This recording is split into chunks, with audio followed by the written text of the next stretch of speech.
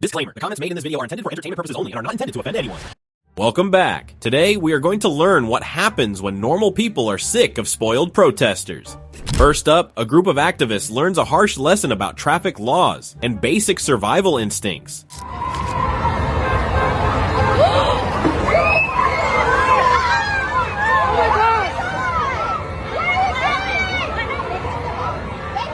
The plan seems simple. Block the road, stop society, demand change. The only small flaw was forgetting that some drivers are not interested in participating in your street theater. The moment a car came through, the protest instantly transformed from bold resistance into the 100-meter dash.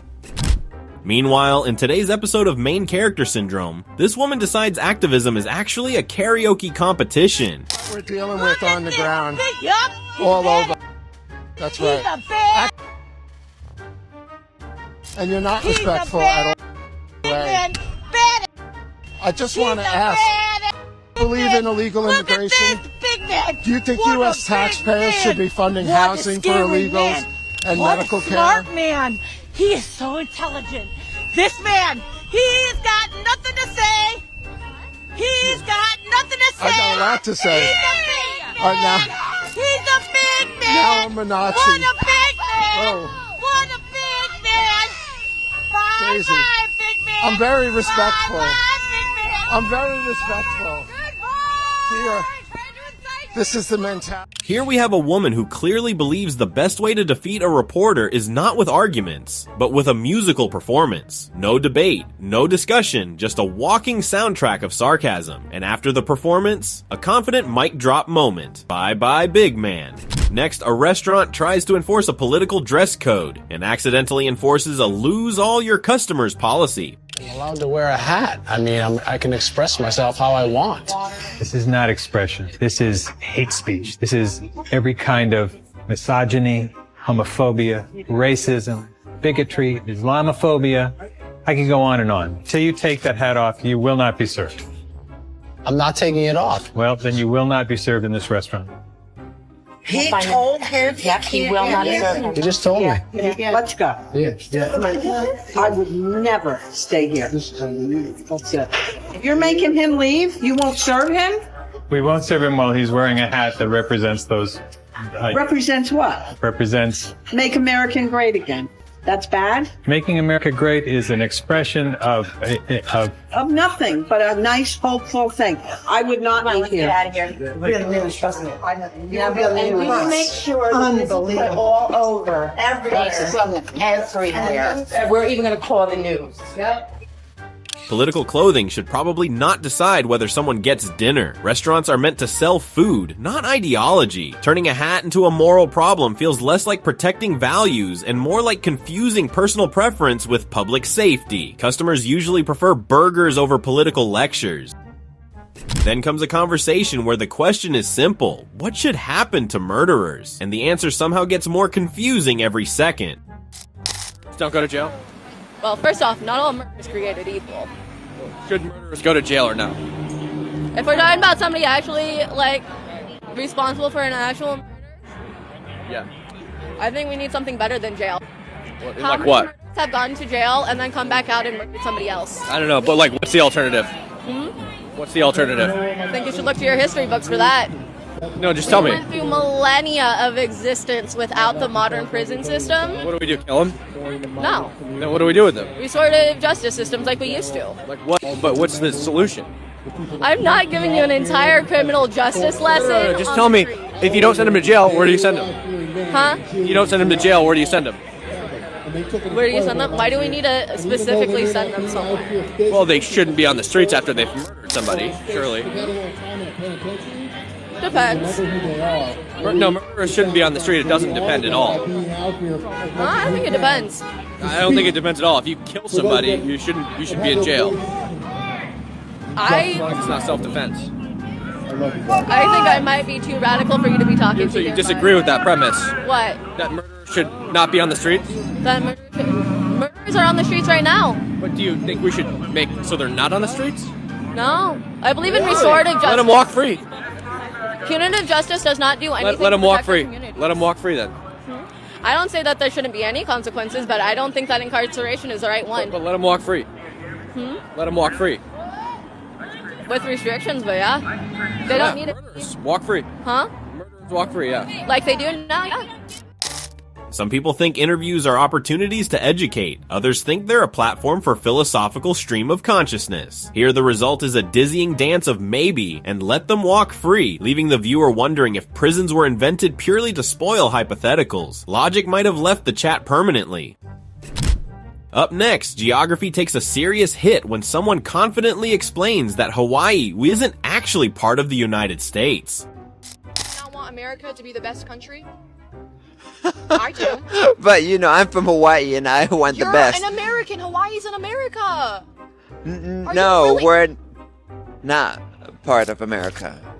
What is Hawaii part of? Hawaii. Is it a country? It's its own Hawaii little... is a state in America. That's what you've gotten wrong. It's not. So is Alaska not part of America then? It owns its own territory. It makes its own laws. It's not the U.S. that makes it. But it's part of the country of... Yeah, but it's still not because it... So if I were to travel to Hawaii, I wouldn't get my constitutional rights because it's not part of America? You're allowed to pee on the side of the road. In Hawaii? Yeah. The logic in this conversation is doing impressive Olympic-level leaps. A U.S. state is declared separate from the country, while constitutional rights are expected to travel across imaginary borders. It's a fascinating theory. Territory changes reality, but only when it's convenient for the argument being made.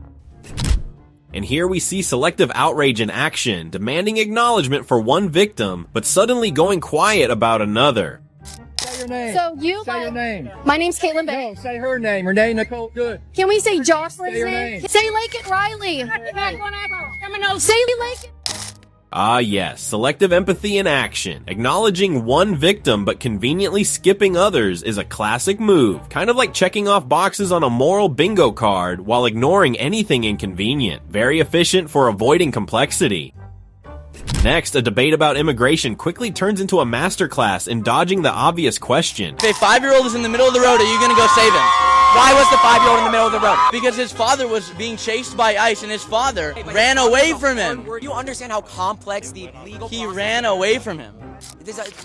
His father should have never been put in that position because he's a hardworking man with children. He's an illegal immigrant that's violating 8 U.S.C. 1325. Being illegal is a misdemeanor. Apparently in this world, sneaking across borders is basically the same as borrowing a pen without asking. Misdemeanor sounds so cozy, doesn't it? Nothing says serious legal issue, quite like a casual shrug, and a word that makes felony-level consequences sound like a speed bump. Then we get the classic moment when a fact check enters the chat, and her confidence immediately starts looking for the exit. The illegal aliens in this country cost the taxpayer almost $400 billion a year. Our healthcare, our schooling, they our don't housing. get healthcare, woman. Yes, they do. Unless they're paying into it. That's not a truth. You are making things up. If I'm so stupid and how wrong, are they getting taxpayer money? Because they apply for these programs, like in California, they specifically have a bill that allows them Medicaid and Medicare. That's not true. Okay. Oh my God. All you right. just make up just Okay. like everybody. Well, if I'm so wrong and stupid, why don't you show that you're smart and you're a good woman and you take these people home? I can do other things besides taking Hector. people home. You're not gonna Hector, take me you're home? a That is pastor, ridiculous. dude. Well, that's racist. Excuse you. You get back here right now and speak to me.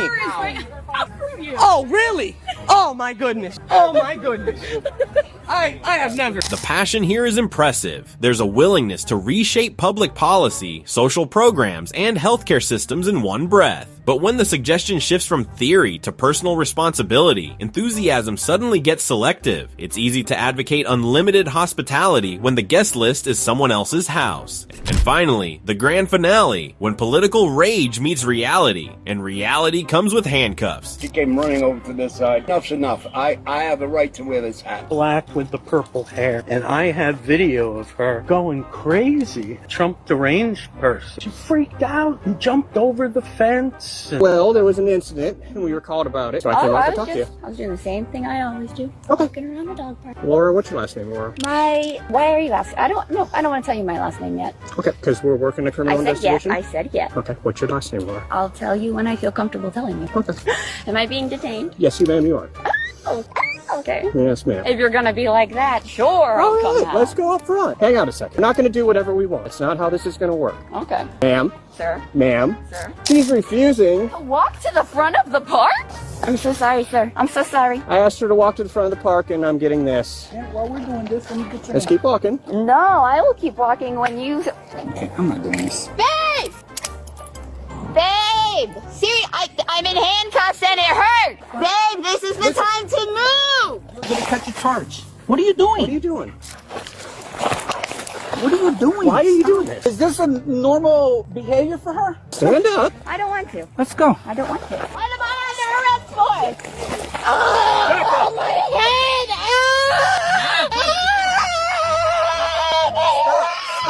Stop yelling. Now you're under arrest. That's fine. We'll take another unit, possibly two. I'm not that bad. Who do you call when the cops are the bad? Are you not going to walk up to the front? I don't know if I remember how. Are you laughing? You know, all this is pretty ridiculous. I love Florida. Proud to be an American, 'cause at least I know I'm free. And I won't forget the man who died, who gave that right to me. And I'll proudly stand up next to you. And I forget the rest. God bless the you. Can I just move my hand so it doesn't hurt my wrist? No. Yes, bring 5. Bring 5 of you. I'm huge.